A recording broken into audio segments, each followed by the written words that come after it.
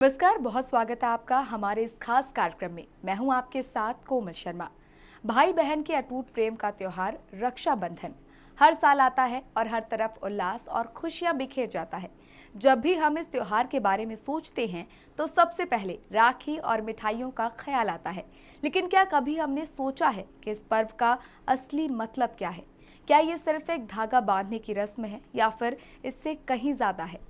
आज हम इसी विषय पर बात करेंगे कि कैसे हम अपने बच्चों को रक्षाबंधन का सही मनोवैज्ञानिक और भावनात्मक महत्व सिखा सकते हैं। हम बहनों के लिए मेरे भैया, बहनों ने भाई की कलाई से प्यार बांधा है। फूलों का तारों का सबका कहना है, एक जैसे धरती और गगन का ये राखी बंधन है ऐसा।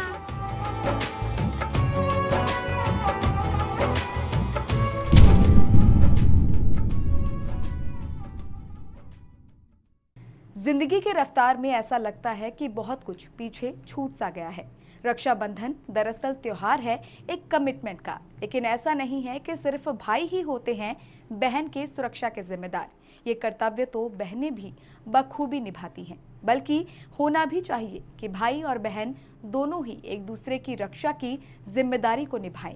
आज हम रक्षाबंधन के इस पावन पर्व के कुछ मनोवैज्ञानिक पहलुओं को भी समझने की कोशिश करते हैं। देखते हैं इस पर एक खास रिपोर्ट। रक्षाबंधन त्योहार है एक खास रिश्तों का।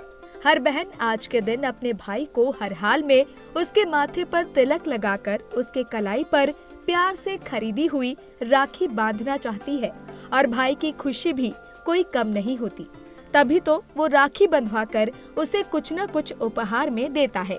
लेकिन अब त्योहार के रंग रूप बदलते जा रहे हैं, त्योहार के मायने बदलते जा रहे हैं।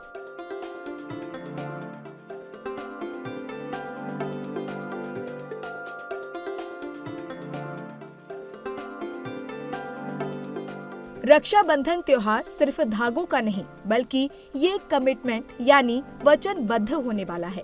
हम अक्सर अपने बच्चों को ये सिखाते हैं कि राखी एक धागा है जो भाई की कलाई पर बहन बांधती है ताकि भाई उसकी रक्षा कर सके।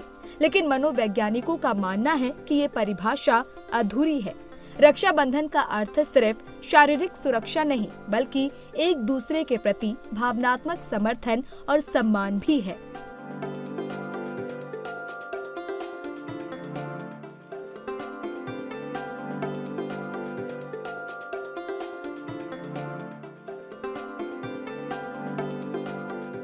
दरअसल हम बचपन से ही यही जानते सुनते आ रहे हैं कि भाई सिर्फ बहन की रक्षा करेगा। ऐसे में हमारी ये एक तरफा सोच हो सकती है। इसकी जगह हमें एक दूसरे की रक्षा करनी चाहिए, एक दूसरे की केयर करनी चाहिए। नमस्कार, हैप्पी रक्षाबंधन। जब हम बच्चों को बताते हैं कि सिर्फ भाई ही बहन की रक्षा करेगा, तो यहाँ हम लोग एक जेंडर रोल डिसाइड कर रहे हैं। तो वो हमें जेंडर वाइज नहीं होना है, हमें ये बताना है कि दोनों का ही अपना एक इम्पॉर्टेंट रोल है। भाई बहन अपना आपस में एक दूसरे की प्रोटेक्शन शील्ड है। एक भावनात्मक तरीके से, इमोशनल तरीके से एक को हेल्प करता है और एक फिजिकल तरीके से उसकी ढाल बना हुआ है। तो दोनों ही एक दूसरे की ढाल बने हुए हैं। तो हमें किसी भी तरीके से कोई भी जेंडर वाइज रोल प्ले नहीं होता है। तो रक्षाबंधन में हमें ये देखना है कि जब भी हम अपने बच्चों को बिल्कुल स्टार्टिंग से उनको हम ट्रेन कर रहे हैं, उनको बता रहे हैं। आजकल तो बच्चे बहुत ही नॉर्मल तरीके से पूछते हैं कि मम्मा मैं ये जो रक्षाबंधन है मैं सेलिब्रेट क्यों कर रहा हूँ, है ना।